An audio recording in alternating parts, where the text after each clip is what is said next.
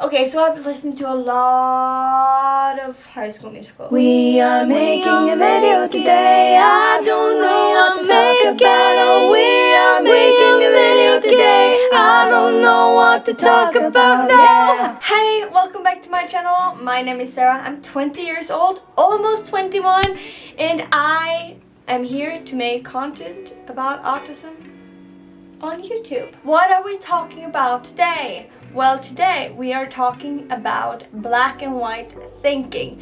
So what is that, you ask? Well, I'm glad you asked, because that is when we think that it has to be that way or that way. It is nowhere between. A lot of autistic people think like this, and yes, I am wearing a top. Oh my god! Wow! Don't come for me. So the thing is that black and white thinking has always been, and everybody does this from time to time. This is not just an autistic thing, and we have to train ourselves to not do this. And today we are going to talk about what it is, why it is, and how it is. First, we have to ask ourselves, what is black and white thinking? So for example, I hate bananas or I love bananas. This is a very basic human way of thinking, and we do it more as children, and then we develop into knowing that I can like banana a little bit or much but not love it. You know what I mean? You have gray zones, and we learn that as we get older. But some people don't. I, for example, can love something and hate something else. Recently, I got a new very fancy phone. Oh yes, I've used all my money on an iPhone 11. I hate purple. I've always told myself I hate purple, and I got a purple phone. And I now have a purple top, and then I go into this existential crisis because suddenly I like something that I hated, you know? The way I've made the world work for me in my brain is I love things and hate things. But I have developed this gray zone in the social settings. So I can now not love or hate. I have this thing between where I can understand people and stuff, but it doesn't have to be my best friends.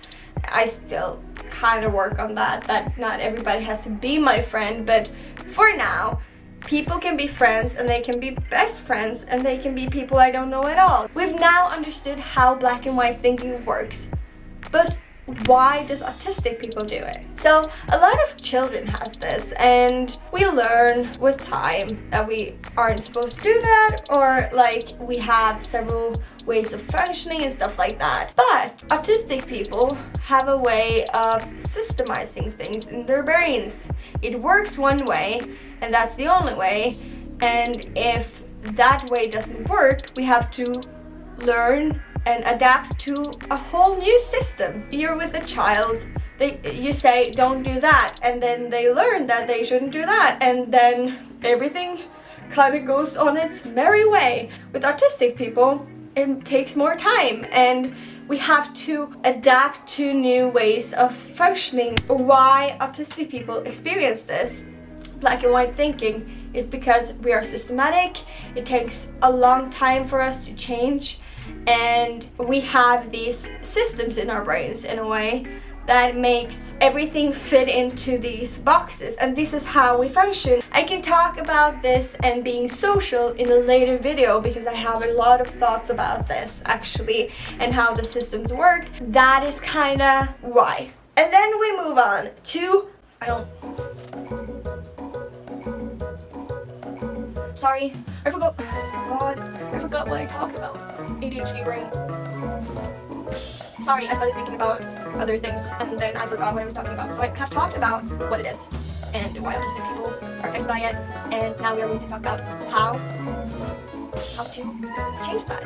Yes, I think that's what we're supposed to talk about now. How should we change our thinking? Because even though I believe that black and white thinking is very good in a lot of situations, for me in my brain it's like Is it illegal? No, we're not supposed to do it before it is legal. I know that we can comment about a lot of awful things that are legal and are not legal, but please just understand that this is not my political opinions. It's just how my brain works. It takes a long time to rethink that, oh my god, so this is illegal, but it shouldn't be, because not everything that is illegal is something we should trust our governments with, and blah blah blah. The thing is, it takes time to change, and change to time, or something like that. But how? How can we change it?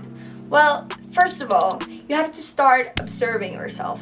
How do you react to situations? Why do you react in that way? Is it a reason that you like purple more than other colors, or not like purple? Is it not really a reason? Because it's okay to have things you love and hate and stuff like that, but you have to know why. Is it because you have placed that in a system that works for you because you know who you are through those systems? Or is it because you actually like that more than that thing? It takes practice, and that's the thing. We have to talk to our friends and family and stuff like that to actually understand what we are doing and how we are saying things and stuff like that, because we don't want to hurt somebody, right? That should be our main goal, why we want to change anything.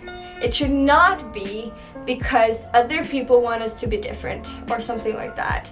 It should be either because we want to for our own sakes, or because we don't want to hurt anybody else, right? That should be our reasons. We always have to train, and we have to train with each other, or we have to train by observing ourselves. Maybe you could ask some people around you to actually tell you when you've said something like love or hate. Like, those are very strong words. So if we try for a period of time to remove those words, love and hate, from our vocabulary, maybe that will help us see different variations and different gray zones, and then we can add those things again, because it shouldn't be illegal to say those words, but it's only because we can make space for our brain to understand that not everything has to be black and white. Maybe it's just me, maybe black and white thinking is just what I experience, and maybe making systems in my head for how to understand the world is just something I do. But I hope not, because then I'm very alone in this. But I know that these things I've told you is how I change my opinions about things. Tell me in the comments if you think it will help you, or if you can relate to me in any way. I would love to hear your opinions and your experiences. I really like to know you guys, okay? So if you liked this video, please give it a like, and if you liked watching me, please subscribe and click the bell notification down below, because you won't get my uploads at all if you don't turn on those notifications, because I'm such a small channel that you won't see me if you don't click the bell button. And if you think that this is something somebody else could use, or maybe something that could help anybody else, please share. Sharing is caring, and let's spread some autism awareness. And this, by the way, is something a lot of people can recognize themselves in. If you want an update on my life and stuff like that, please tell me in the comments.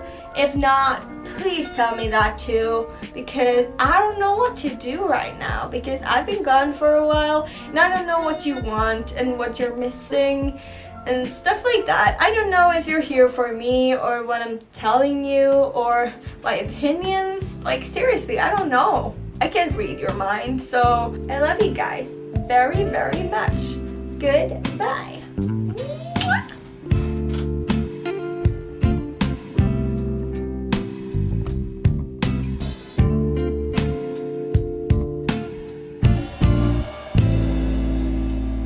Gotta go my own way. What about us?